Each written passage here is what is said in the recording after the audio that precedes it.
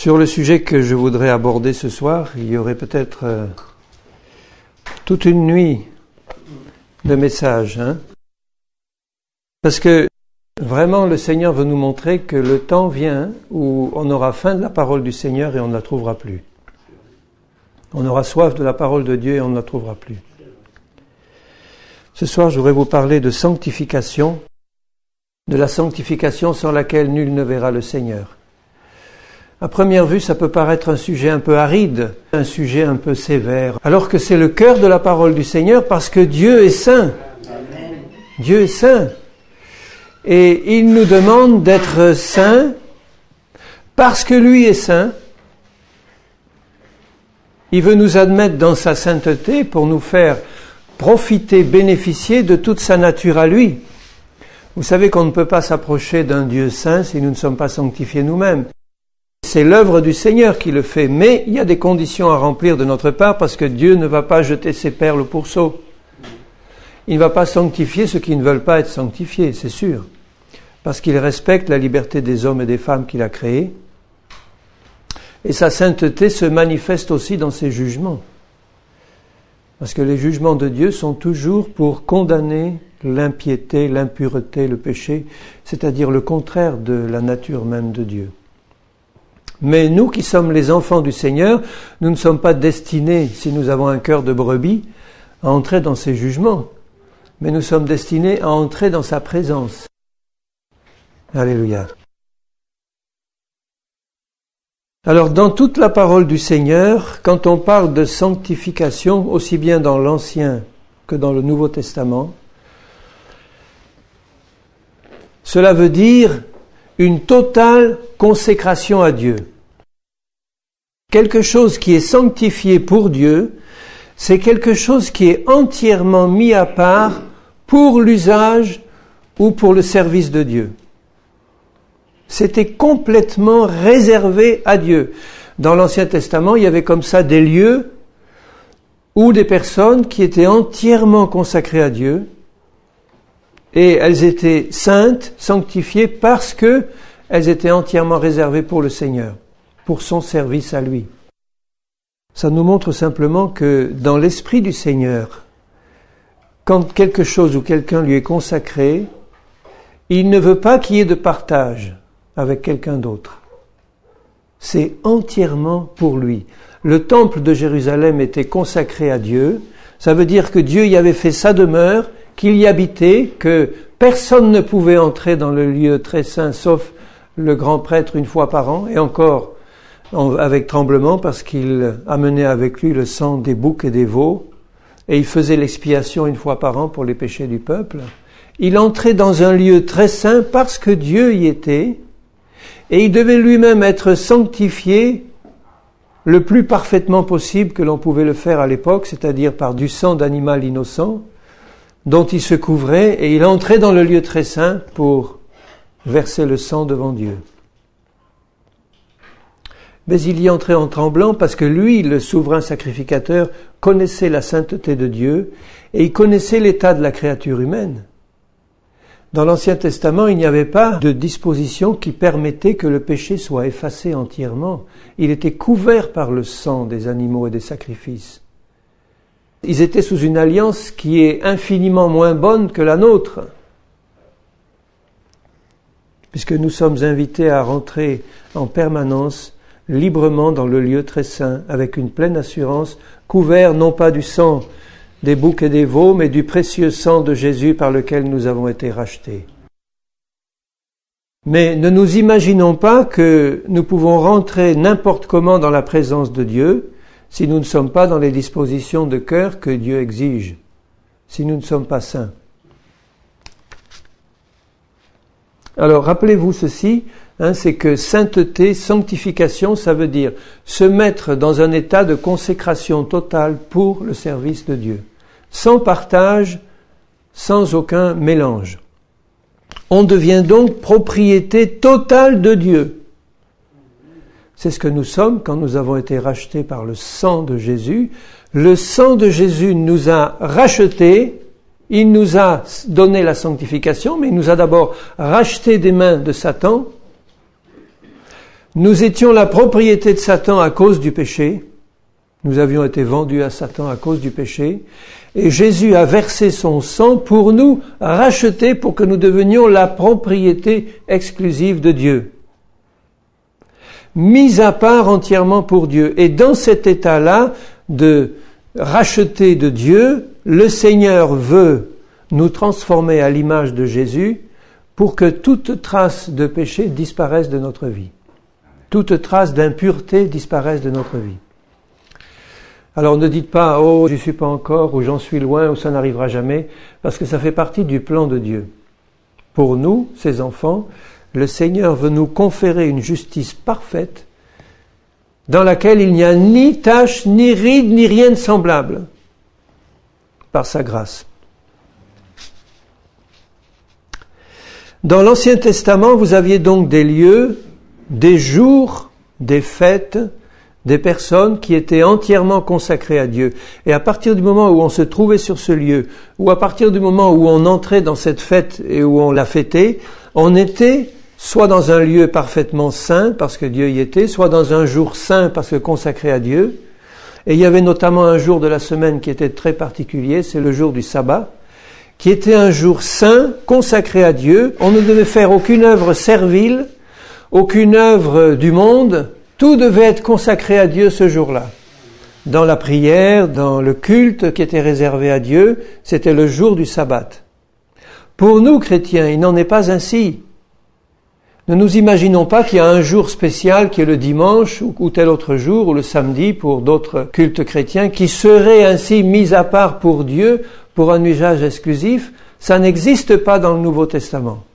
Dans le Nouveau Testament, nous sommes entièrement rachetés, mis à part pour Dieu. Tous les jours sont des jours saints pour le Seigneur. Nous sommes, comme dit Hébreux 4, entrés, et nous devons entrer dans le repos du sabbat éternel de Dieu, du sabbat spirituel. Donc, dans la Nouvelle Alliance, qui est bien plus complète, mais bien plus exigeante que l'ancienne, nous entrons dans le sabbat éternel de Dieu. Nous entrons dans une consécration totale à Dieu. Il n'y a plus de lieu particulier où se trouve la présence de Dieu. Dieu n'est plus dans des bâtiments faits de main d'homme. Mais Dieu vient habiter dans un temple qui est notre corps, dans lequel il veut demeurer. Et c'est sa présence dans ce corps, qui est son temple, qui fait que ce temple est saint et sacré. Et qui fait donc qu'il ne doit pas y avoir de mélange et d'activité qui soit en dehors de celles prévues par Dieu dans ce temple saint qui est notre corps et dans nos activités de tous les jours. Donc ne nous imaginons pas, bien-aimés, à partir du moment où nous savons que nous sommes dans l'épouse du Seigneur, dans l'Église de Christ, que nous avons une partie de notre vie qui appartient au Seigneur et une partie qui nous appartient à nous. Ne nous imaginons pas qu'il y a des jours qui appartiennent au Seigneur et des jours qui nous appartiennent à nous. Qu'il y a une partie de notre argent, 10%, qui appartient à Dieu et le reste qui nous appartient à nous. Ce ne sont pas des enseignements du Nouveau Testament. Dans le Nouveau Testament, toute notre vie appartient à Dieu, tout notre temps appartient à Dieu, tout notre argent appartient à Dieu. Et le Saint-Esprit qui habite en nous sanctifie notre être et tout ce que nous sommes et tout ce que nous possédons par sa présence même et parce que nous lui appartenons entièrement. Si nous lui appartenons entièrement, vous pensez qu'il y a des choses qui nous appartiendraient à nous en propre? Jamais. Nous n'avons rien en propre, ni notre propre vie, ni quoi que ce soit sur cette terre. Nous sommes voyageurs et pèlerins, rien ne nous appartient. Alors nous devons ôter de nos pensées cette idée qu'il y a quelque chose qui nous appartient, ou notre propre vie, ou notre temps, ou nos projets, ou ce que nous allons faire de notre vie. Tout appartient à Dieu. Et le plan du Seigneur, c'est de nous révéler jour après jour ce qu'il veut pour nous, pour que nous puissions entrer dans sa plénitude à lui. Mais déjà maintenant, nous sommes et nous devons être entièrement consacrés à l'Éternel par Jésus-Christ. D'ailleurs, dans le Nouveau Testament, chaque fois qu'on parlait des chrétiens, on les appelle les saints. Les saints. Les saints qui habitent à Corinthe, les saints qui habitent à Bordeaux, à Nîmes. Nous sommes, par la vertu du sacrifice de Jésus, considérés par Dieu comme des saints. Quelle doit donc être la sainteté de notre conduite et de notre comportement dans cette terre en attendant le retour glorieux du Seigneur. Dans l'Ancien Testament, tous ceux qui profanaient quelque chose de saint étaient mis à mort sans discussion. Rappelez-vous Uzza, qui a voulu simplement toucher l'arche parce qu'elle était en train de tomber. Il a été foudroyé par Dieu. Rappelez-vous les deux fils d'Aaron, Nadab et Abihu, qui ont voulu présenter à Dieu un feu étranger, un feu qui ne venait pas du ciel. Et ils ont été foudroyés par le feu du ciel. Simplement parce qu'ils ont voulu mélanger à ce qui était parfaitement saint quelque chose qui ne venait pas de Dieu. Et ils ont été mis à mort par le Seigneur lui-même. Alors, il ne faut pas nous imaginer que Dieu a changé et qu'aujourd'hui, parce qu'il nous a fait la grâce extraordinaire de venir habiter dans nos cœurs, il passe la main sur nos péchés, nos faiblesses et nos manquements en disant « Bon, vous êtes sous une meilleure alliance, vous pouvez donc faire ce que vous voulez, mes petits. » Il y a un faux enseignement qui circule, une fausse grâce qui est annoncée, disant que nous qui sommes au bénéfice du sang de Jésus, on peut vivre un peu n'importe comment, il suffit de temps en temps de demander pardon à Dieu, le sang de Jésus efface tout et on recommence comme avant. Ça, c'est un enseignement qui vient de l'enfer, parce qu'il aboutit finalement à détruire la vie des chrétiens et à les faire rester dans un péché permanent et dans un état d'enfance spirituelle permanente. C'est pas la volonté du Seigneur. Puis en plus, c'est un faux enseignement qui vient de l'enfer. Ce que Dieu veut, c'est notre sanctification, sans laquelle nul ne verra le Seigneur.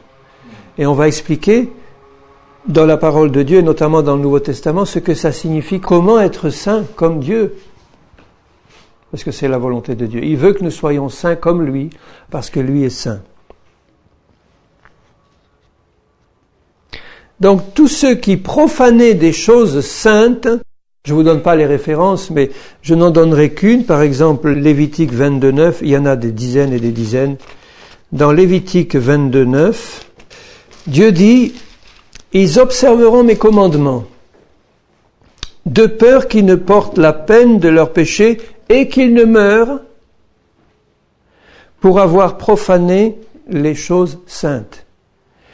Je suis l'Éternel qui les sanctifie. » Donc vous voyez que dans l'Ancien Testament, Dieu disait, si tu t'approches de moi, c'est moi qui te sanctifie, mais prends bien garde à ne pas profaner les choses saintes, c'est-à-dire par exemple à ne pas manger des choses saintes alors qu'ils étaient en état d'impureté, de ne pas pénétrer dans un lieu saint alors qu'ils étaient dans un état d'impureté ou qu'ils n'étaient pas autorisés à le faire par Dieu, etc., etc. Chaque fois qu'ils profanaient des choses saintes, et notamment profaner les choses saintes, c'est désobéir au commandement du Seigneur et à sa parole, puisqu'on profane la pure et sainte parole de Dieu en nous disant enfants du Seigneur et en désobéissant ouvertement, c'est-à-dire en marchant dans l'impureté. Le salaire du péché, dit Paul, c'est la mort. Il parle à des chrétiens, il parle aux Romains.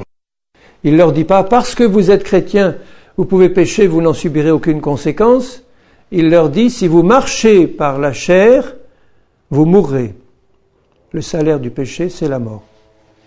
Et il les exhorte à marcher par l'esprit, et il leur explique comment.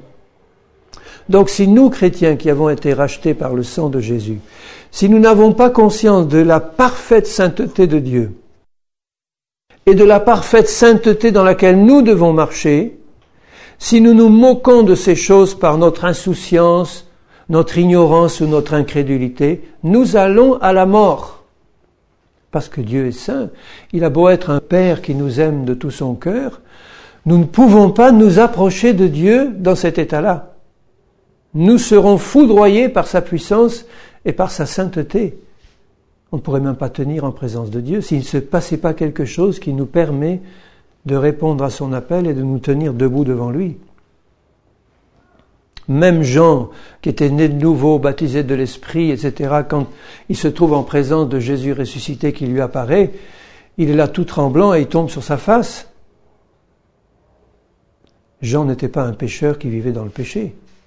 Jean était un homme qui avait peut-être près de 100 ans à l'époque, ou pas loin, qui avait une longue expérience d'une vie chrétienne fidèle, qui était celui qui était le plus près du cœur de Jésus, qui marchait dans l'obéissance et qui était persécuté à cause de sa foi. Et quand Jésus lui apparaît, il tombe comme mort devant la sainteté de celui qu'il avait racheté par son sang. Et c'est Jésus qui le touche et qui le fortifie. Alors si le Seigneur qui apparaît à Jean dans toute sa gloire peut provoquer une telle réaction dans la vie de quelqu'un qui marche dans la sainteté, imaginons un peu la légèreté de tant de nos attitudes que nous pratiquons ouvertement alors que ce Dieu saint-là habite dans nos cœurs. Le même qui est apparu à Jean habite dans nos cœurs. Ça ne veut pas dire qu'on va marcher tête basse toute la journée, qu'on va rien faire par crainte. Mais ça veut dire simplement qu'on doit prendre conscience de la sainteté de notre Père, de notre Dieu, de notre Seigneur et Sauveur. Donc, des exigences qu'il nous demande et de la manière dont on doit marcher sur cette terre, dans la foi au Fils de Dieu, dans l'esprit, dans la victoire. Nous pouvons compter sur l'aide du Seigneur si notre cœur est bien disposé. Le Seigneur peut admettre des temps d'ignorance, comme il l'a fait pour tant d'autres, à condition qu'il puisse voir dans notre cœur le désir ardent d'avancer dans la sanctification. Là, la patience du Seigneur sera pour nous. Mais si nous traitons à la légère sa parole, son appel, sa vocation, si nous laissons traîner ses commandements, que nous ne les mettons pas en pratique ou que nous négligeons un si grand salut qu'il nous a donné, et si nous préférons les plaisirs et les choses de cette terre alors que nous savons qu'il est à la porte, à ce moment-là, nous en subirons les conséquences. Il y en a qui resteront, qui ne seront pas pris. Alors ceci doit non pas nous faire reculer devant la présence de Dieu, mais au contraire nous inciter à nous rapprocher de lui, en recevant de lui tous les moyens précieux qu'il nous a donnés pour vivre dans la sainteté parfaite, pour atteindre cette sainteté et pour y vivre. Dieu est saint, son peuple doit l'être, et son peuple doit l'être parfaitement. Parfaitement. Dans Éphésiens 1, verset 4, « En lui, en Christ, Dieu nous a élus, c'est-à-dire choisis, avant la fondation du monde, pour que nous soyons saints et irrépréhensibles devant lui. » Pas devant les hommes, devant lui. Donc voyez son plan, le Seigneur. Sa volonté, c'est que nous puissions être admis devant lui, saints, c'est-à-dire totalement consacrés et purs, irréprochables, irrépréhensibles, ça veut dire irréprochable. C'est sa volonté pour toi et pour moi. Donc ne me dis jamais que tu n'y arriveras jamais. C'est de l'incrédulité pure. C'est la volonté de Dieu de nous introduire en sa présence la plus intime, dans un état de sainteté et de perfection absolue. Absolue.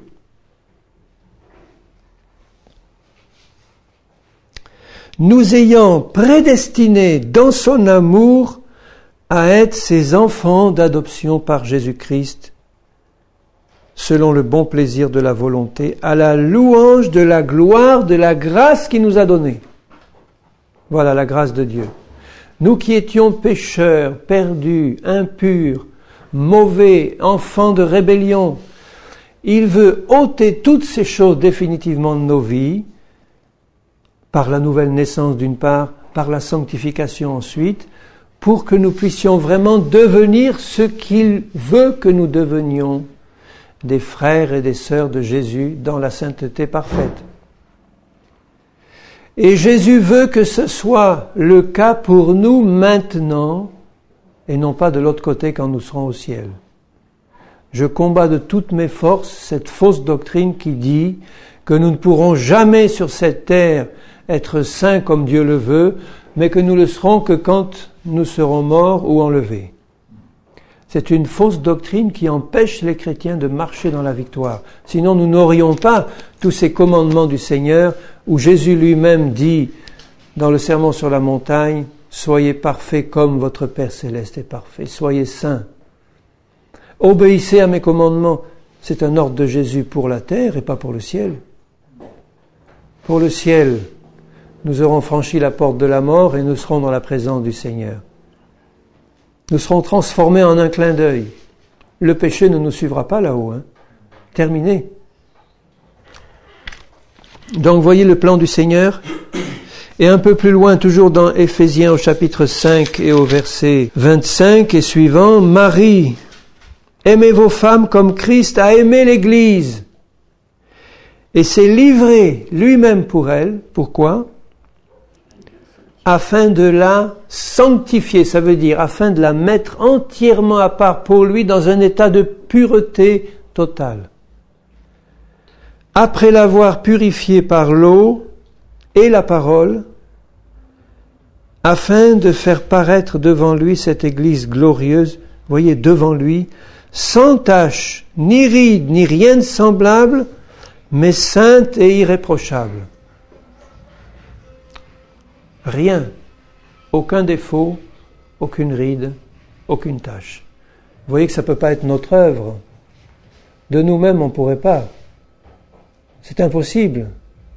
Et c'est ça qui doit stimuler notre foi, c'est que si nous remplissons certaines conditions qu'il nous demande, c'est Dieu qui le fera, c'est Dieu qui nous fera paraître devant lui et qui nous fera marcher devant lui dans un état de pureté et de sainteté absolue. Pour nous, maintenant, sur cette terre, ici, quels que soient tes problèmes, mon frère, ma sœur, quels que soient les travers dans lesquels tu peux tomber encore, quelles que soient les difficultés qui sont les tiennes ou les péchés que tu commets encore, tu dois avoir dans le fond du cœur l'assurance que ton Dieu veut enlever complètement tout ça si tu fais ce qu'il te demande de faire, qui sont des choses simples. C'est pas prévu pour des grands intellectuels et des gens qui sont bardés de diplômes, l'évangile, pas du tout. C'est prévu pour des enfants.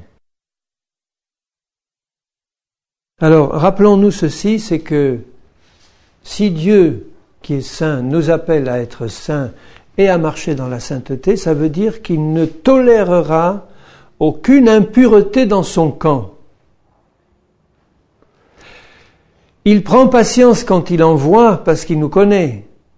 Mais dans son cœur, il est décidé à ne rien tolérer comme impureté dans son camp. Ça ne veut pas dire qu'il va nous rejeter dès que nous faisons quelque chose d'impur.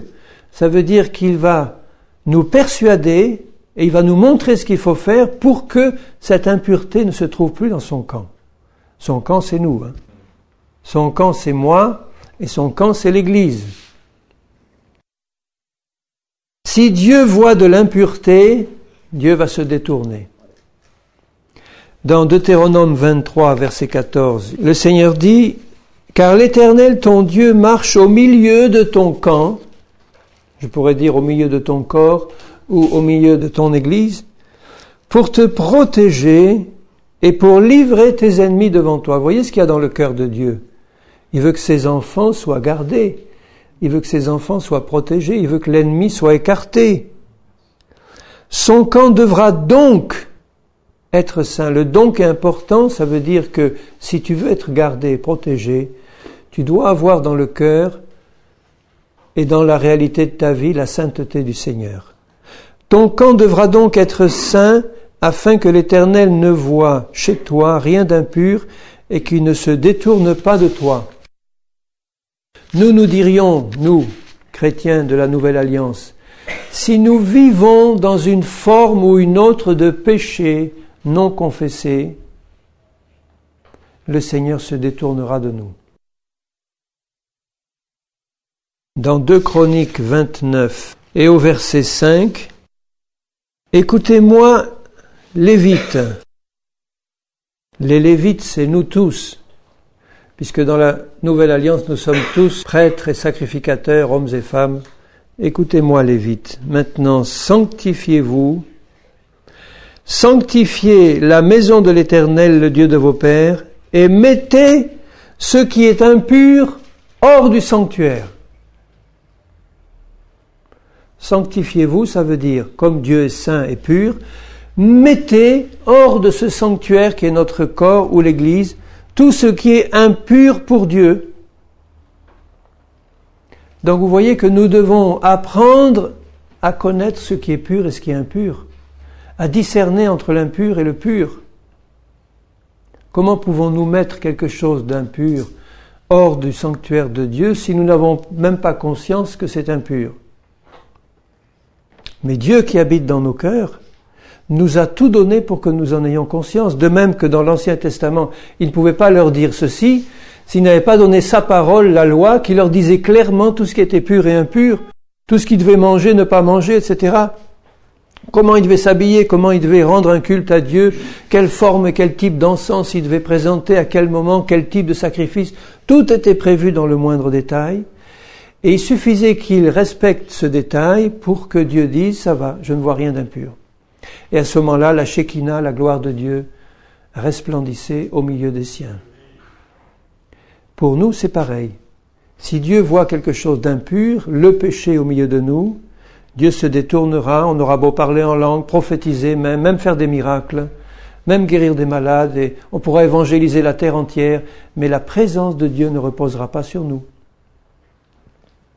Et vous savez que le but de Dieu, c'est de nous introduire en sa présence.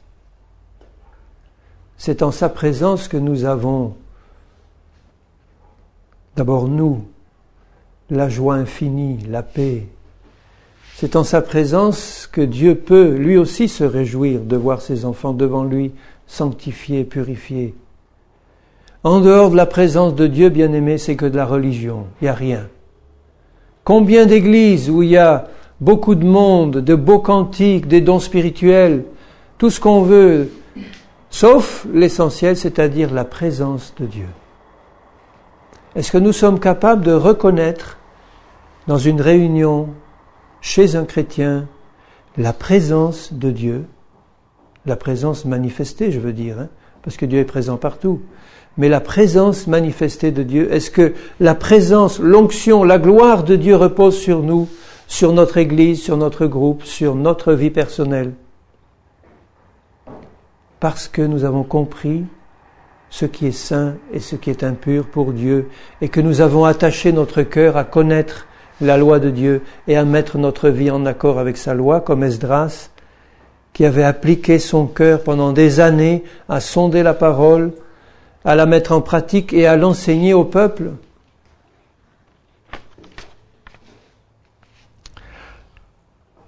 Alors ce que Dieu demande, c'est que nous soyons purs et que nous ne nous contentions pas d'une demi-purification, mais que nous soyons totalement purs et saints pour lui.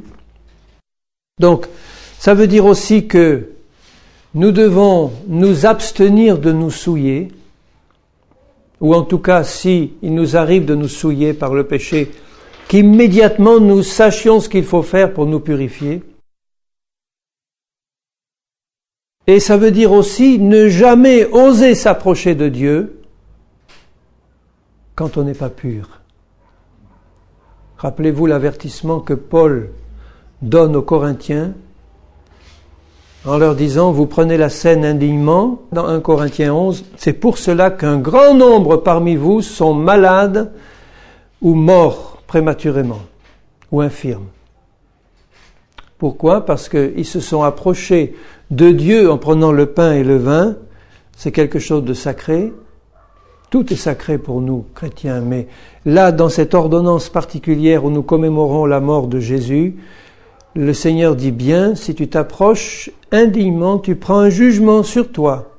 Tu peux être enfant de Dieu, tu peux dire Dieu est ton papa chéri. Si tu t'approches indignement du pain et du vin, tu reçois un jugement, c'est-à-dire une maladie, une infirmité ou la mort prématurée. C'est clair et net, c'est dit dans la parole. Ça ne veut pas dire que tous les malades au milieu de nous sont des gens qui ont pris la scène indignement. Il ne faut pas tomber dans cette conséquence-là.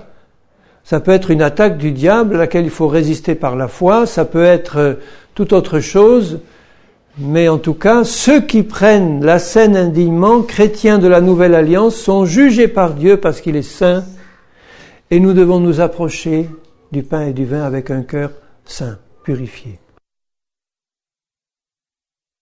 Donc, avant tout service de Dieu, bien-aimés, frères et sœurs, nous avons tous un service à faire pour Dieu. C'est vrai.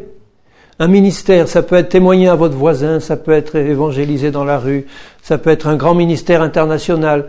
Mais nous avons tous un ministère pour Dieu et des dons à exercer pour Dieu.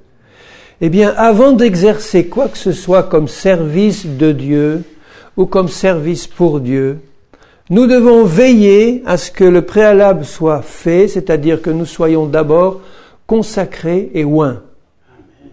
Consacrés et oints avant de servir. Trop de chrétiens se lancent dans le service de Dieu, évangélisent, témoignent, etc., alors que leur vie est dans la désobéissance et dans le péché. Rappelez-vous que tous ceux qui étaient dans l'Ancien Testament consacrés au service de Dieu, c'est-à-dire les Lévites, les prêtres, et notamment le grand sacrificateur, avant tout service, ils étaient consacrés à Dieu, ils devaient être purifiés et se purifier. Ils recevaient l'aspersion du sang et ils recevaient l'onction d'huile. Et tout ça, ça a une signification pour nous. Ça veut dire qu'avant de commencer quoi que ce soit dans le service de Dieu, même brûler de l'encens ou tuer une vache ou un agneau, ils devaient soigneusement veiller à se trouver purs et saints. Et ils recevaient l'onction. À l'époque, c'était l'aspersion du sang et c'était une onction d'huile. Mais ça leur permettait de s'approcher de Dieu sans être jugés. Pour nous, enfants du Seigneur, n'oublions jamais que tout service de Dieu qui est fait en dehors de la consécration et de l'onction du Saint-Esprit est une abomination pour Dieu. Il vaudrait mieux qu'on ne fasse rien. C'est une abomination. Même la prière du pécheur est une abomination pour Dieu. Sauf la prière du pécheur qui veut se repentir, bien sûr. Mais quelqu'un qui vit dans le péché puis qui vient devant Dieu faire de belles prières pour l'Afrique, pour l'Amérique, pour Paul, Pierre ou Jacques, c'est une abomination aux oreilles du Seigneur. Donc ça nécessite de notre part un désir ardent de marcher dans la sainteté et d'être constamment à l'écoute du Saint-Esprit en nous, qui est celui qui nous guide et qui nous sanctifie, pour qu'il puisse nous montrer l'état de notre cœur et que nous puissions constamment marcher au bénéfice du sang de Jésus, de l'Esprit du Seigneur et de sa parole.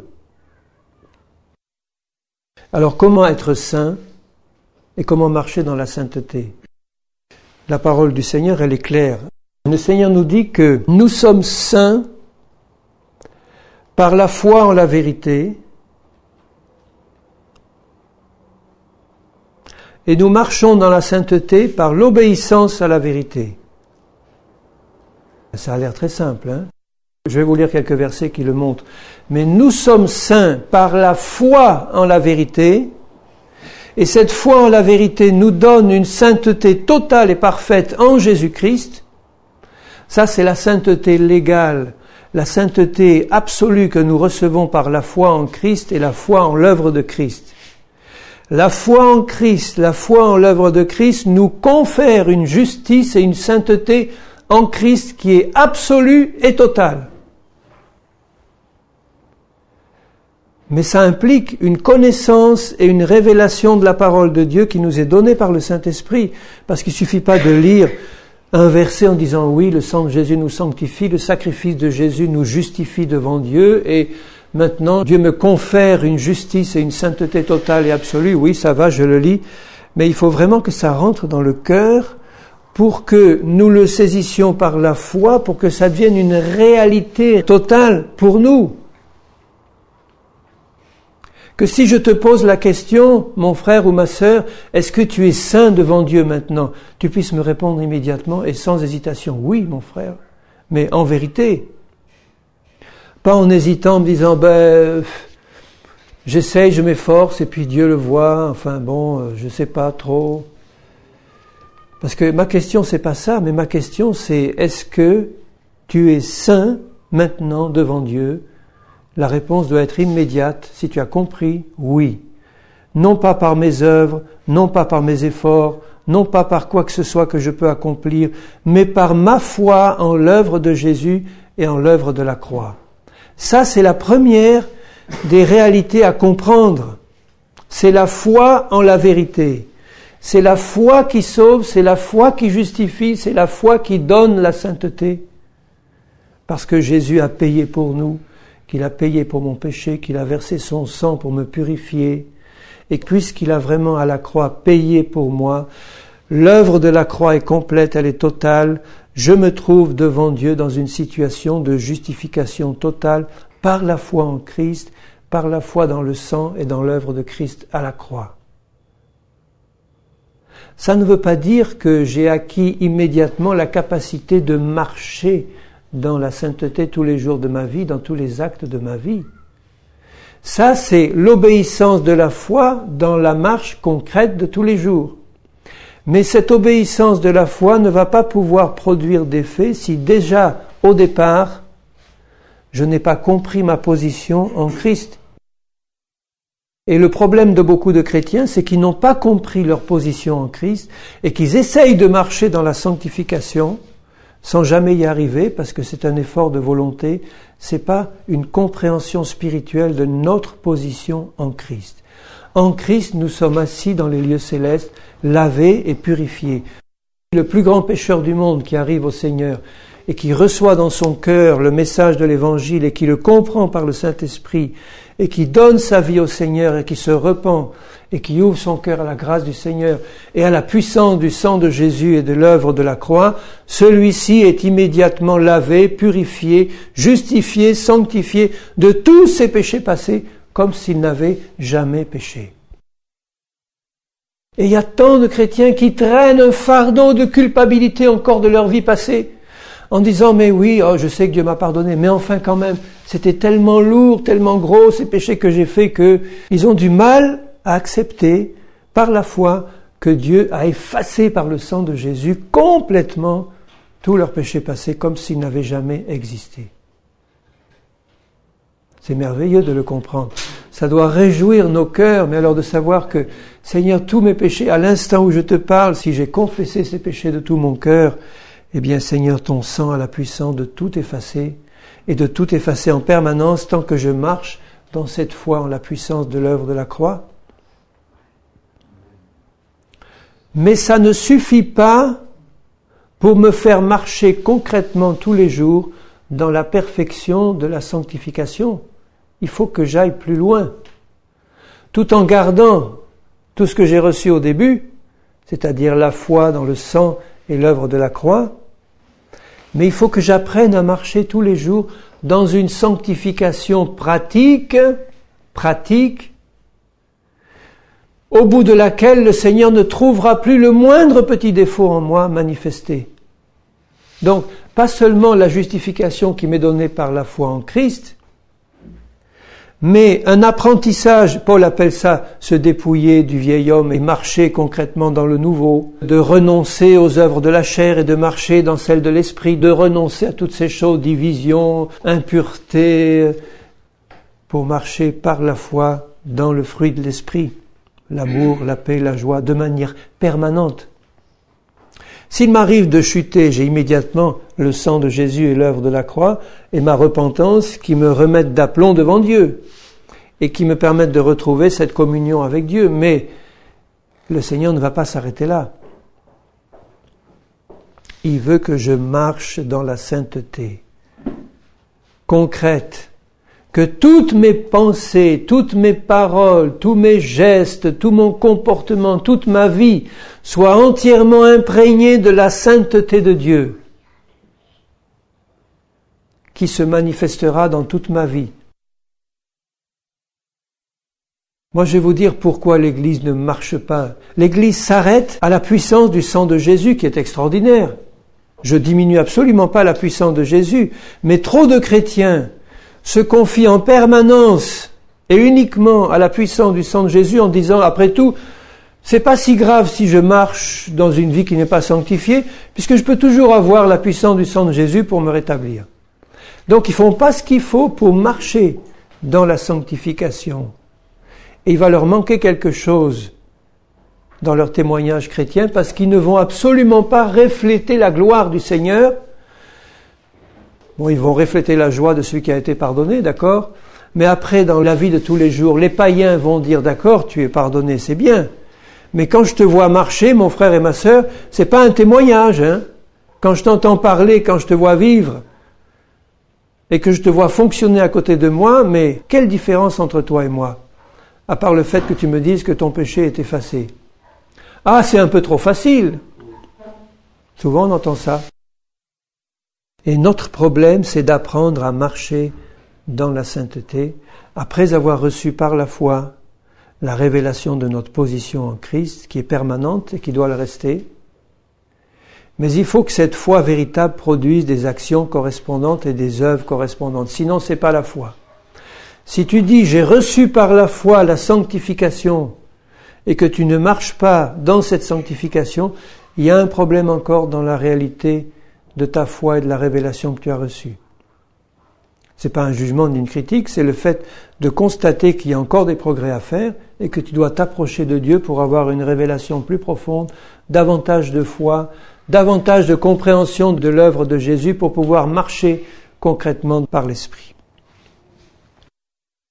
Alors, en ce qui concerne le premier point, c'est-à-dire nous sommes sanctifiés en Jésus, je vais vous lire 2-3 versets. Dans 1 Corinthiens 1 et verset 2,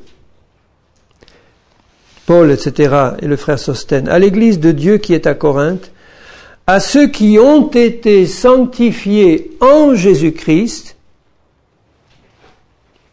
appelés à être saints. Là, vous avez tout le programme en un seul verset. Ceux qui ont été sanctifiés en Jésus, ça c'est la position en Christ par le sacrifice de Jésus, et appelés à être saints, c'est-à-dire appelés à marcher concrètement tous les jours dans cette sainteté qui t'a été donnée. Vous avez les deux aspects qui sont là. Dans 1 Corinthiens 1 et au verset 30. Or c'est par lui, c'est-à-dire Dieu, que vous êtes en Jésus-Christ. Merci Seigneur pour ma position en Jésus. Vous êtes en Jésus, qui, de par Dieu, a été fait pour nous sagesse et justice et sanctification et rédemption, afin que, comme il est écrit, que celui qui se glorifie dans le Seigneur. Jésus a été fait pour moi sanctification. Ça veut dire qu'il a manifesté totalement la perfection d'une marche absolue dans l'obéissance, et il l'a fait pour moi si je reste en lui, si je reste en Christ, et si j'ai toujours conscience de ma position en lui. Il a été fait sanctification pour moi. Il a vaincu dans tous les domaines de la vie, toutes les tentations, il les a vaincues. Vous ne voyez jamais Jésus faire un faux pas, une chute, une parole de travers, se mettre en colère de manière charnelle. Jamais il a marché dans une perfection absolue pour toi et pour moi. Si je reste en lui et si je reçois de lui l'apprentissage qu'il veut me donner, je vais marcher comme lui dans une perfection absolue. Comme grâce que je reçois de lui, puisqu'il a été fait sanctification pour moi. Dans Hébreux 10, verset 9, c'est Jésus qui dit « Je viens, ô Dieu, pour faire ta volonté ». Voyez, la base de celui qui veut se sanctifier, c'est ça. S'il y a dans ton cœur ce cri « Seigneur, tel que je suis, je viens devant toi parce que je n'ai qu'un désir ardent dans mon cœur. Je viens faire ta volonté. » C'est ça que je veux, Seigneur. S'il n'y a pas ça, tu ne peux pas te sanctifier. Je viens pour faire ta volonté. Il abolit la première chose pour établir la seconde. Il abolit toutes les dispositions de la loi et de la première alliance pour établir la deuxième qui est parfaite et bien meilleure que la première. Et il dit, c'est en vertu de cette volonté de Jésus, c'est grâce à la volonté de Jésus qui est venu devant son Père en disant « Je suis venu pour t'obéir entièrement ». C'est grâce à cette volonté que nous sommes sanctifiés par l'offrande du corps de Jésus-Christ une fois pour toutes. Nous avons été sanctifiés par l'offrande du corps de Jésus sur la croix et l'offrande du corps de Jésus toute sa vie, depuis sa naissance jusqu'à sa mort. Jésus a offert son corps comme un instrument parfait d'obéissance à son Père, jusqu'à la croix. Et parce que Jésus a fait cela pour nous, nous avons été ainsi sanctifiés une fois pour toutes pour Dieu. Nous avons été, puisque nous sommes en Christ, mis à part entièrement pour Dieu, consacrés entièrement pour Dieu, purifiés entièrement par son sang, son sacrifice et sa marche fidèle, sanctifiés une fois pour toutes en Christ, parfaitement, totalement, parce qu'il a été fait pour nous sanctification. C'est pas quelque chose que je dois atteindre, ça. Ça, je l'ai en Christ et je dois le garder dans mon cœur. J'ai reçu de Christ ce don merveilleux d'une sanctification totale et parfaite par son obéissance à lui, par sa marche fidèle et par son sacrifice à la croix. Il m'a sanctifié, c'est-à-dire mis à part pour Dieu, une fois pour toutes, pour être saint, pur et irréprochable, sans reproche devant lui, si je laisse son esprit agir dans mon cœur et si j'ai ce désir ardent de lui obéir de tout mon cœur, il va le faire. Me voici maintenant, Seigneur, pour faire non plus ma volonté, mais la tienne. J'ai compris que toute ma vie t'appartient. Tout ce que j'ai t'appartient. Je ne veux rien garder pour toi. Je veux apprendre à avoir l'oreille ouverte pour que tu me montres, que tu me guides, que tu me montres concrètement ce que je dois faire tous les jours. Parce que je suis en toi, Seigneur Jésus, et je ne veux plus marcher selon les convoitises de ce monde. Dans Colossiens 1, Paul dit au verset 9, je relirai souvent ce verset parce qu'il faut vraiment qu'il rentre dans notre cœur.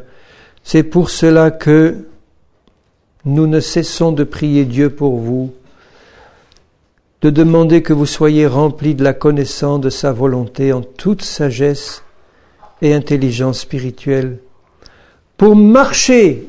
Voilà, il ne parle pas de notre position en Christ, mais il parle de notre marche concrète, pour marcher d'une manière digne du Seigneur et lui être entièrement agréable en portant du fruit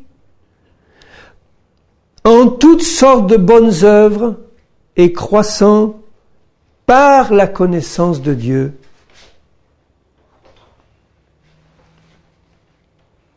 Vous voyez que il demande, Paul, dans ses prières, que ces chrétiens ils aient l'intelligence ouverte pour qu'ils comprennent leur position en Christ, pour qu'ils puissent marcher d'une manière digne de Dieu dans tous les aspects de leur vie, toutes sortes de bonnes œuvres et de bons actes, pour être entièrement agréables à Dieu. Ça veut dire qu'il n'y a plus un seul petit aspect de ma vie de tous les jours qui passe à côté de la volonté du Seigneur. Et pour cela, il dit, je ne cesse de prier pour que vous soyez remplis de la connaissance de sa volonté en toute sagesse et intelligence spirituelle. Ça veut dire, je ne cesse de prier pour que vous ayez l'intelligence spirituelle ouverte, pour que vous compreniez vraiment dans votre esprit ce que Christ a fait pour vous et quelle est votre position et votre place en Christ, parce que quand mes yeux spirituels sont illuminés et que je sais quelle est ma place et ma position en Christ, je ne vais plus m'amuser à marcher comme je le faisais avant.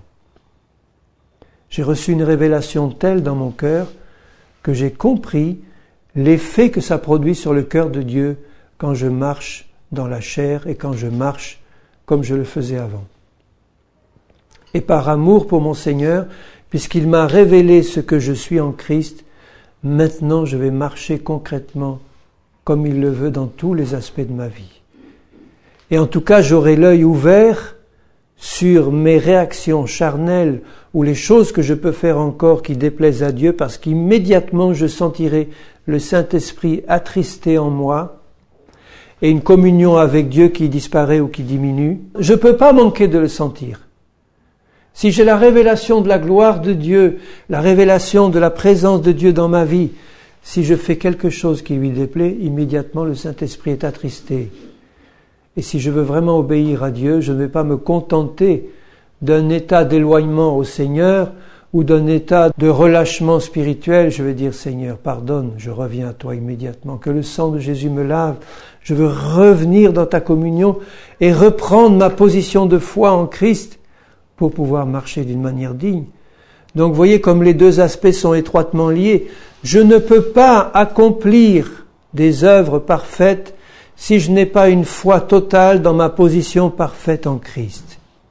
Chaque fois que j'accomplirai une œuvre charnelle, quelle qu'elle soit, colère, animosité, nommez-les toutes, dureté de cœur, impureté, etc., c'est que je suis sorti de ma position en Christ.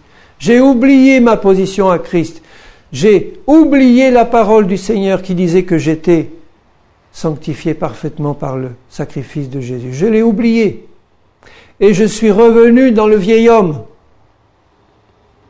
Pourquoi est-ce que j'oublie si vite? Parce que j'ai pas encore assez appris la leçon. Prenez l'exemple d'un écolier. Il apprend la leçon, il oublie. Il l'apprend pour l'examen du lendemain, 3 jours après, c'est oublié. S'il veut ne jamais l'oublier, sa leçon, qu'est-ce qu'il doit faire? Y revenir.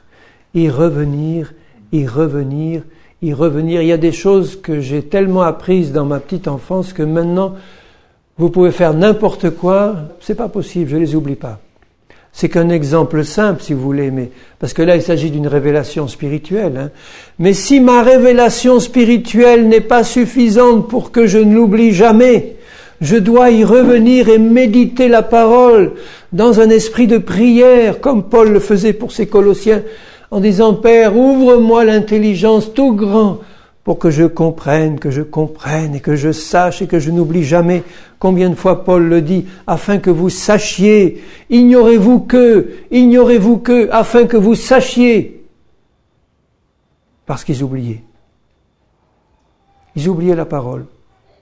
Et pourtant, tout était accompli par Christ. Tout était accompli en Christ. Donc plus nous allons passer du temps à méditer et à digérer dans un esprit de prière ce que nous sommes en Christ, quelle est notre position glorieuse en Christ, et plus nous aurons la possibilité de marcher concrètement dans ces œuvres parfaites. Et au moment où notre connaissance spirituelle sera totale, notre marche en Christ sera parfaite. Prenez l'exemple de Moïse. Moïse, élevé dans toute la sagesse des Égyptiens, etc., qui savait qu'il était hébreu, et puis qui savait qu'il avait un appel de Dieu pour sauver son peuple. Quand il a voulu servir Dieu par ses propres forces, qu'est-ce qu'il a fait? Il a tué un Égyptien, et puis ensuite il s'est enfui devant la colère de Pharaon. Ce n'était pas des réactions très spirituelles. Donc il avait une connaissance de l'appel de Dieu pour lui, mais il utilisait les mauvais moyens. Il était charnel. Il a fallu que Dieu l'envoie 40 ans dans le désert pour qu'il meure à lui-même, qu'il soit un plus rien du tout devant le Seigneur pour que Dieu l'appelle et que Dieu l'envoie sauver son peuple. Parce que là, il avait atteint, au travers de ses méditations dans le désert et de sa communion avec Dieu, il avait atteint vraiment une position spirituelle où il connaissait son néant devant Dieu et la grandeur de son Dieu. Et quand Dieu l'appelle dans le buisson ardent, il dira, mais Seigneur, moi je suis incapable. Vas-y, je serai avec toi. Ben Seigneur, j'irai puisque tu m'y envoies, mais il faut que tu sois avec moi. Il avait une telle conscience à ce moment-là de son incapacité que il faut que Dieu le pousse maintenant pour y aller. Avant, il y serait allé gros bras. Il y était allé gros bras, mais il avait fait une gaffe terrible, un meurtre, et s'enfuir devant Pharaon qui représente Satan. Alors ceci veut dire que plus nous allons dans les difficultés de notre vie, si nous les comprenons correctement, et dans le désert que Dieu va permettre pour nous, plus nous allons nous approcher du Seigneur et d'une révélation plus profonde de son appel, de sa réalité à lui, de qui il est, de ce qu'il a fait de nous en Christ, plus notre cœur va s'ouvrir à notre incapacité personnelle et à la toute-puissance de Dieu si nous restons dans la foi en lui. Comme Moïse. Moïse était resté dans la foi, ça allait. C'était les autres, les Hébreux, qui ne suivaient pas. Pourquoi ils ne suivaient pas? Pourquoi il rouspétait dès qu'il y avait une difficulté ou un problème? Pourquoi est-ce qu'il marchait dans la chair à chaque fois qu'ils avaient une difficulté? La seule raison, c'est qu'ils ne connaissaient pas Dieu, comme Moïse connaissait Dieu. Et parce qu'ils ne connaissaient pas Dieu, Dieu a été patient avec eux, donc il les a châtiés, mais pas comme il l'aurait mérité.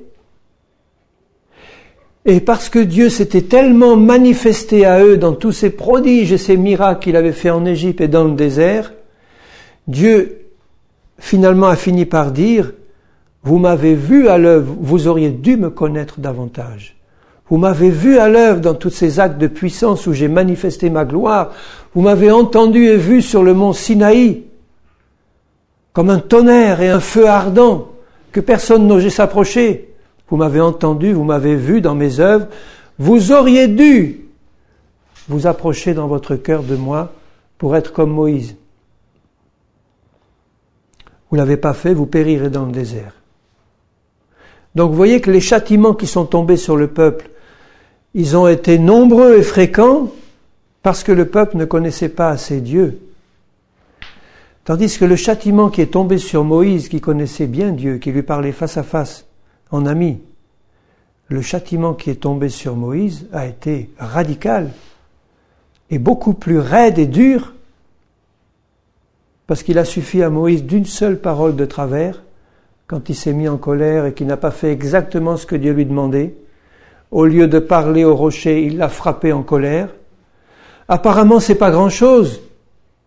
Si c'était quelqu'un du peuple qui avait fait ça, je suis sûr que Dieu aurait été plus indulgent envers quelqu'un qui ne connaissait pas Dieu. Mais là, parce qu'il avait une grande connaissance de Dieu et qui n'avait pas sanctifié Dieu devant le peuple, lui qui aurait dû, avec sa connaissance, le faire, il a été jugé plus sévèrement. Il n'est pas rentré dans le pays de la promesse.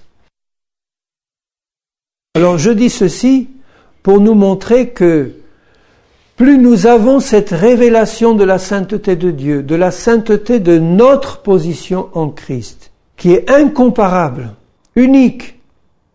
Ce temps de la grâce est unique. La position de l'épouse et de l'Église est unique.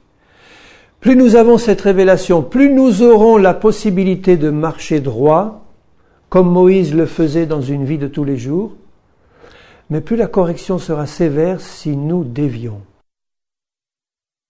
À la limite, le Seigneur dira dans Hébreux: de quel pire châtiment croyez-vous que seront jugés dignes ceux qui auront foulé de leurs pieds le sang du Fils de Dieu et tenu pour profane le sang de l'Alliance? Il ne veut pas parler d'un jeune chrétien qui commence sa vie spirituelle et qui fait des gaffes. Il veut parler de ceux qui auront été loin avec Jésus, qui auront été dans les profondeurs de Jésus, qui auront compris la puissance de l'esprit du siècle à venir, qui auront participé à ces choses, qui auront compris ces choses et qui après auront péché volontairement. Pour cela, il n'y a plus de repentance possible. Alors bien sûr, le Seigneur, qui est un Dieu compatissant et miséricordieux, n'est pas là pour guetter la moindre de nos incartades pour nous taper dessus. Il a un cœur de père, mais un cœur de père saint. Père saint. C'est toujours comme ça que Jésus lui parle. Père saint. Donc le Seigneur veut que nous utilisions tous les moyens qu'il nous donne pour marcher dans la sanctification. La conclusion là, c'est le rappel des moyens de grâce que Dieu nous donne pour marcher dans la sanctification. Alors, dans la marche sanctifiée pratique, la première des choses que je rappelle et qui est importante, c'est que Jésus-Christ s'est sanctifié pour nous et que nous devons constamment avoir cette vérité dans le cœur. Jésus-Christ s'est sanctifié pour nous. Il nous a, une fois pour toutes, amenés à une sanctification parfaite par l'œuvre de la croix. Ça, c'est la base. Jésus-Christ s'est sanctifié pour nous. Je résume ce que je viens de dire tout à l'heure. Il nous a amenés une fois pour toutes à une sainteté parfaite par son sacrifice à la croix. Et c'est là-dessus que nous devons prier pour que cette révélation pénètre et reste dans nos cœurs. C'est la base indispensable. Priez tous les jours pour ça, parce que je ne peux pas dire aujourd'hui, ça y est, j'ai plus besoin de prier pour ça, j'ai compris. On aura toujours besoin de pénétrer plus profondément dans les profondeurs de l'œuvre de Jésus et de l'œuvre de la croix. Dans Jean 17, verset 19, Jésus dit à son Père, à notre Père Saint, « Je me sanctifie au présent, il dit, je me sanctifie moi-même pour eux, afin qu'eux aussi soient sanctifiés par la vérité. » La vérité, c'est Jésus, et la vérité, c'est sa parole. Donc, la vérité joue un rôle fondamental dans le processus de sanctification. La vérité, c'est la connaissance personnelle du vrai Jésus de la Bible, et pas du faux Jésus catholique ou orthodoxe ou des mouvements ou des sectes. Ce sont des faux Jésus qui ne sanctifient pas. Mais le vrai Jésus de Nazareth, le Fils éternel de Dieu, Dieu le Fils, il n'y en a qu'un, un seul vrai, et c'est celui-là que nous devons connaître au travers de sa parole, par le Saint-Esprit. Donc, Jésus s'est sanctifié et se sanctifie pour nous, mais il nous demande une condition par la vérité, c'est-à-dire par la connaissance personnelle de Jésus et par la connaissance personnelle de sa parole. Comment connaître personnellement Jésus? En passant du temps avec lui. Comment connaître personnellement sa parole? En passant du temps avec sa parole. Dans un esprit de méditation et de prière. Plus tu vas passer du temps avec Jésus, plus tu vas passer du temps avec sa parole et plus tu vas connaître la vérité, et la vérité va te sanctifier. Dans Éphésiens 4, verset 24, il y a un verset extraordinaire aussi. Ils sont tous extraordinaires, les versets de la parole, mais pour le thème que nous avons ce soir, celui-là est extraordinaire. Éphésiens 4, verset 24. Je lis à partir du verset 20 pour voir le contexte. Éphésiens 4, 20. Mais vous, chrétiens, nous, ce n'est pas ainsi que vous avez appris Christ. Vous voyez, appris. Appris, ça veut dire qu'il faut l'apprendre, quoi. On ne le connaît pas comme ça. Il faut apprendre Christ.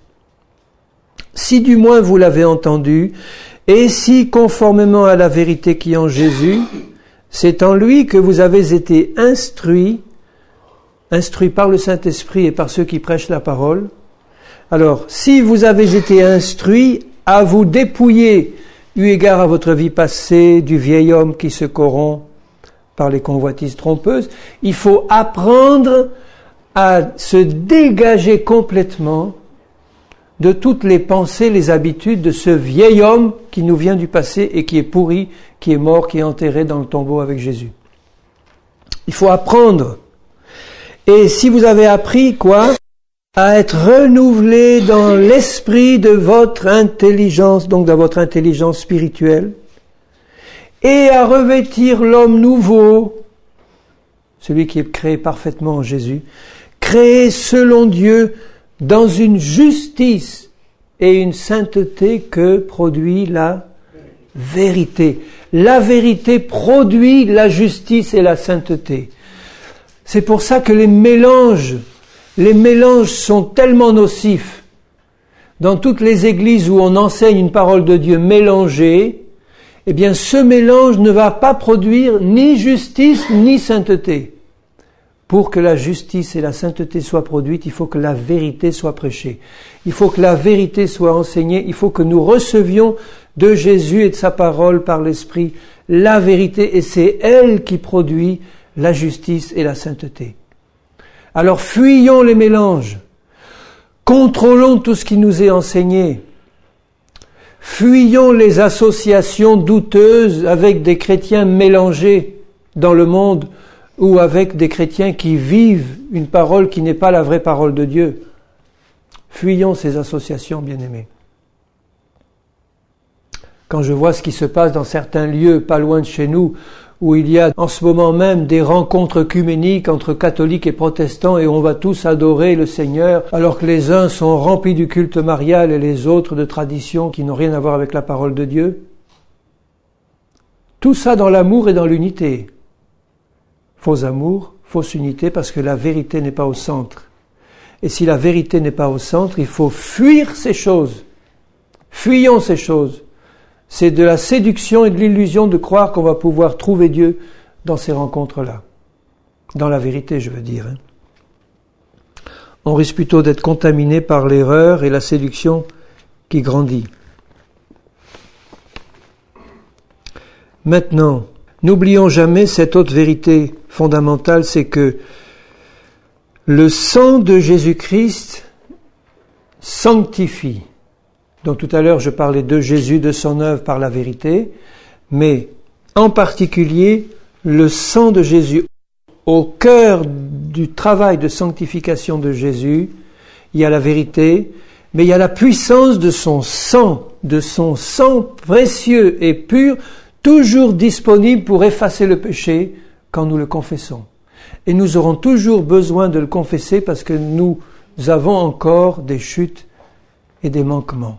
Jusqu'au moment où nous pourrons vraiment marcher dans la perfection manifestée, et même là, le sang de Jésus nous couvrira et nous protégera. Mais le sang de Jésus a le pouvoir de sanctifier. Dans Hébreux 13, verset 12.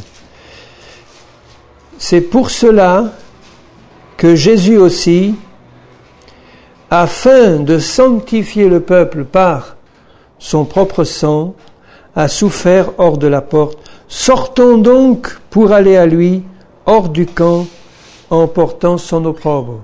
Le sang de Jésus a une puissance glorieuse et merveilleuse de sanctification. Ne nous privons jamais de la puissance du sang de Jésus. Ensuite, la parole de Dieu nous sanctifie. Bon, puisqu'elle est la vérité, La parole de Dieu, dans Jean 17, verset 27, il prie et il dit « Père, sanctifie-les par ta parole est la vérité. Sanctifie-nous par la vérité, Seigneur, ta parole. »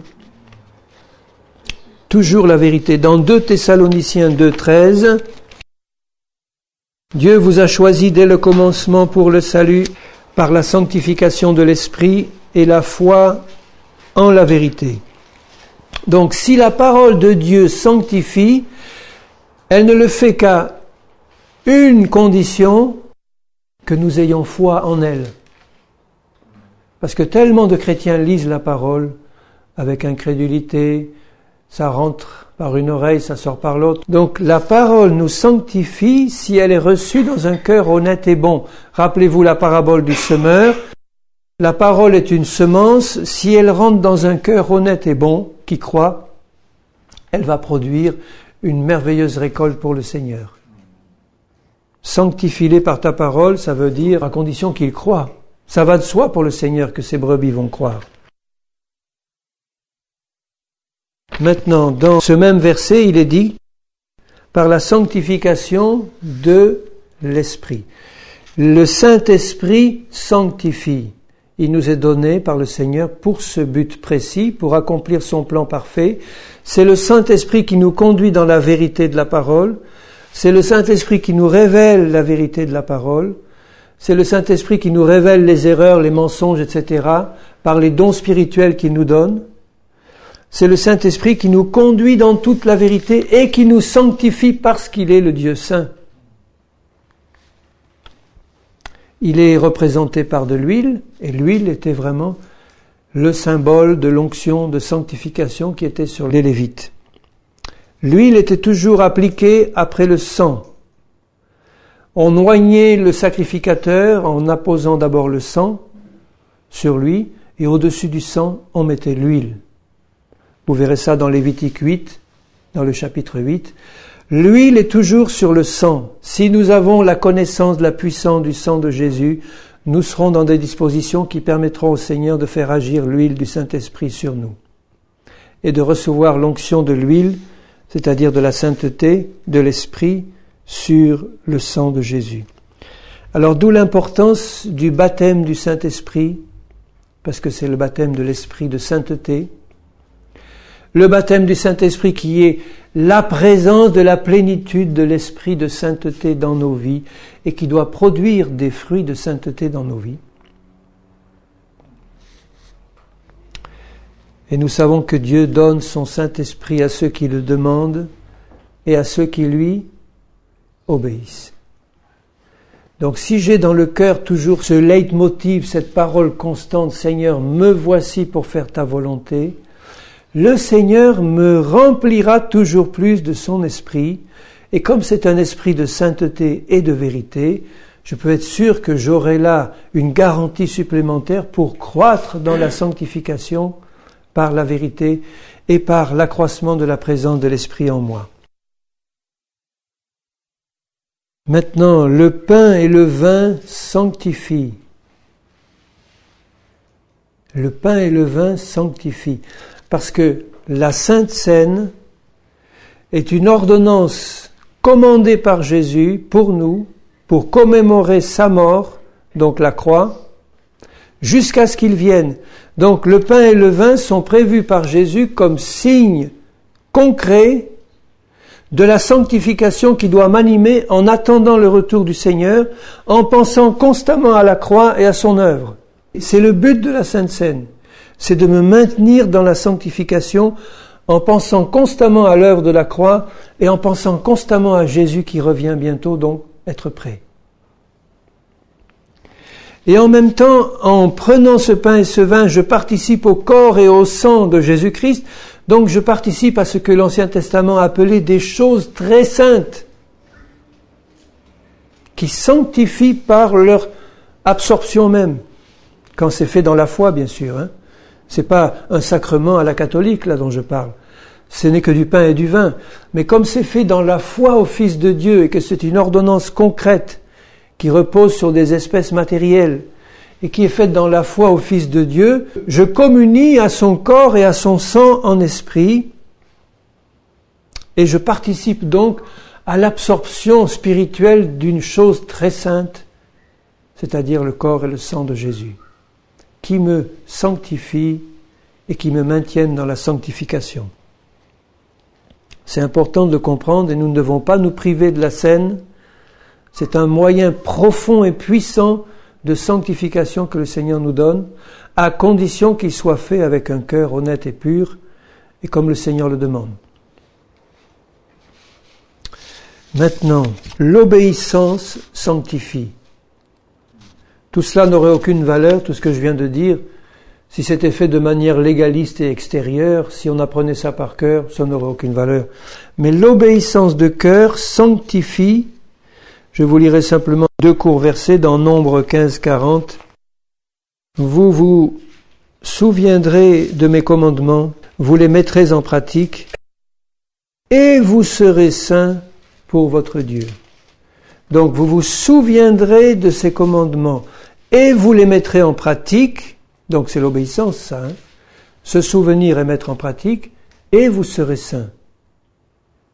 Il y a une sanctification dans l'obéissance qui vient du fait que quand on obéit au commandement du Seigneur, on obéit au Seigneur lui-même. Obéissant au Seigneur, on a son approbation et sa présence sur nous.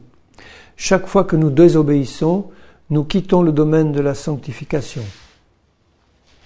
Momentanément, si nous avons compris ce que c'est, mais nous quittons le domaine de la sanctification, c'est évident. L'obéissance sanctifie. Et enfin, le fait de livrer nos membres au Seigneur sanctifie. C'est important de le comprendre, ça. Dans Romains 6, verset 19, de même, il dit que vous avez livré vos membres. Qu'est-ce que c'est nos membres? C'est les mains, les pieds, les yeux, les oreilles, la langue, tout. Et il dit de même que, auparavant, vous aviez livré tous ces membres comme esclaves à l'impureté et à l'iniquité, c'est-à-dire au péché. Pour arriver à l'iniquité, le fait de livrer nos membres au péché, ça nous faisait arriver en plein dans l'iniquité, dans le péché. Il dit maintenant, livrez vos membres comme esclaves à la justice pour arriver à la sainteté. Ça veut dire que je dois comprendre que mon corps est le temple du Saint-Esprit et je dois livrer mon corps entièrement, évidemment tout mon être, esprit, âme et corps, mais là il parle de l'importance qu'il y a à livrer ses membres comme esclaves à la justice du Seigneur pour parvenir à la sainteté. Il le dit bien, si nous livrons nos membres comme esclaves à la justice, nous arrivons à la sainteté. Rappelez-vous ce que dit Jacques. Il dit que la langue est le plus petit des membres. Mais celui qui arrive à maîtriser la langue est un homme parfait. Donc ce petit membre qui est la langue doit être livré au Seigneur. Plus aucune parole impure, plus aucune parole douteuse, plus aucune plaisanterie douteuse ou stupide, plus aucune parole légère ne doit sortir de ce membre-là si je le livre entièrement au Seigneur. Et si je ne reprends pas mon don, aussitôt après lui avoir donné au Seigneur, « Seigneur, je te donne ma langue. » Bon, c'est bien pendant la réunion, et puis dès que la réunion est finie, les médisances et les machins, et les impuretés, les paroles impies. Donc on ne lui a rien livré du tout au Seigneur. Il faut livrer ce premier membre qui est la langue,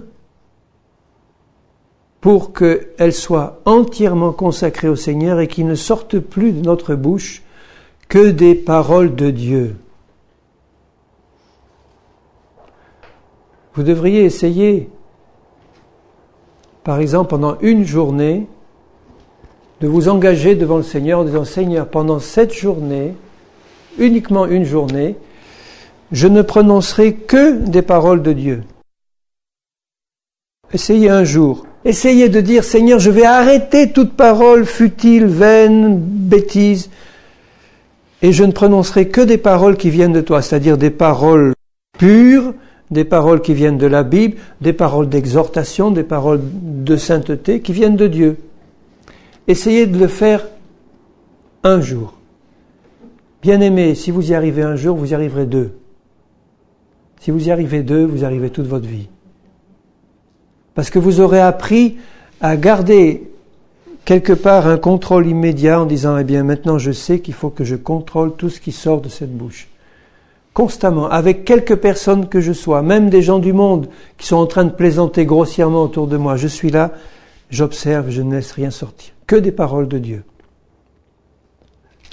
Ce membre-là est capital, mais il y a un autre membre qui est essentiel à livrer. Ils sont tous essentiels à livrer, mes mains, mes yeux, mes oreilles, mes pieds, tout. Mais il y a un membre que je dois livrer au Seigneur, c'est le sexe. Je le dis sous l'onction du Seigneur, parce que je sais les ravages que ce membre fait dans le monde et dans l'Église. Et c'est pour ça que j'en parle sous le sang de Jésus et l'onction du Seigneur. C'est un membre qui doit être entièrement consacré au Seigneur pour que le lit conjugal ne soit pas souillé, pour que les relations entre jeunes ne soient pas souillées. Tout ce qui touche à la vie sexuelle doit être entièrement consacré au Seigneur. Avant, pendant, après le mariage, tout. Quand je dis après le mariage, c'est après, quand il y a la mort d'un des conjoints ou quand la personne se retrouve seule. Ça ne veut pas dire qu'on peut faire n'importe quoi. Paul dira aux veufs et aux veuves, « Tu es plus heureux si tu restes comme tu es. » J'ai la pensée de Christ, il dit. Ça ne veut pas dire qu'il leur interdit de se remarier. Ils peuvent, c'est pas interdit. Mais il lui dit, si tu veux être plus heureux, reste comme tu es. Tu seras moins distrait pour servir le Seigneur. Ah oui, mais la solitude, tu comprends, c'est dur à supporter. Comment? La solitude, c'est dur à supporter quand tu as Jésus avec toi, quand tu es rempli du Saint-Esprit, quand tu as Jésus dans ton cœur et dans ta vie. La solitude n'est pas dure à supporter, c'est pas vrai. Et mon corps tout entier, et même l'extérieur de mon corps, doit, comme il dit dans Tite, ayez l'extérieur qui convient à la sainteté. Ça veut dire que tout dans mon corps, que ce soit ma coiffure, mon habillement, mes vêtements, non pas comme une œuvre légaliste parce que je veux être religieux et le paraître, mais parce que je sais qu'il y a là un Dieu saint qui habite dans un corps qui veut sanctifier parfaitement. Donc, je dois veiller en disant, Seigneur, apprends-moi là aussi, tu vas me montrer par ton esprit. C'est pas des règles édictées par une église ou un pasteur, alors tu fumes plus, tu fais plus ci, tu fais plus ça, mais c'est le Saint-Esprit en moi parce que j'ai le désir. Je dis, Seigneur, je veux à tout prix que ce corps soit consacré à toi. Donc, alcool, tabac, drogue, tout ça, ça doit disparaître du temple du Saint-Esprit. Mais l'extérieur, c'est la coiffure, c'est le vêtement, c'est la manière de se comporter, c'est tout. Pour que je puisse montrer au monde extérieur que, ici devant eux, il y a un temple saint et il y a un Dieu qui habite dans un corps. Quand je dis livrer mon corps, c'est aussi le manger, le boire et les excès de table. Un chrétien qui fait des excès de boisson, c'est un chrétien qui n'a pas compris que son corps est le temple du Saint-Esprit, ou des excès de table, ou des excès de n'importe quoi. Hein. J'ai compris que mon corps est le temple du Saint-Esprit, je le tiens en bon état, autant que je le peux. Je sais que l'exercice physique est utile à peu de choses et que la piété est utile à tout, mais je vais faire en sorte que ce corps soit conservé en bon état pour le service du Seigneur, en comptant sur sa grâce pour qu'il me préserve des maladies et des infirmités. Le Seigneur nous demande d'affermir nos cœurs par la foi. Affermissons nos cœurs par la foi parce que tout est une question de foi dans l'œuvre de Jésus et dans ce qu'il veut faire dans notre vie. Je le répéterai jamais assez, la sanctification est une affaire de foi et pas une affaire de volonté d'abord. Une affaire de foi en Jésus, les yeux fixés sur lui. Et le fait de croire affermit mon cœur dans la foi et dans la sainteté. Et je dois faire ce qu'il me demande, c'est-à-dire achever ma sanctification dans la crainte de Dieu. Il dit ceci dans 2 Corinthiens 7. Ça veut dire que quand je m'engage dans le Seigneur, j'ai compris que je suis sanctifié une fois pour toutes par le sacrifice de Jésus, mais j'ai compris que je dois marcher dans la sanctification pratique, donc je commence à le faire en apprenant tout de Christ, il faut que j'achève et que j'arrive jusqu'au bout. Je ne dois jamais me dire, Seigneur, j'y arriverai jamais. Seigneur, tant que je suis sur cette terre, je ne peux pas y arriver. Jamais. Il me dit là, ayant de telles promesses, au verset 1, bien-aimés, purifions-nous de toute souillure de la chair et de l'esprit. Purifions-nous.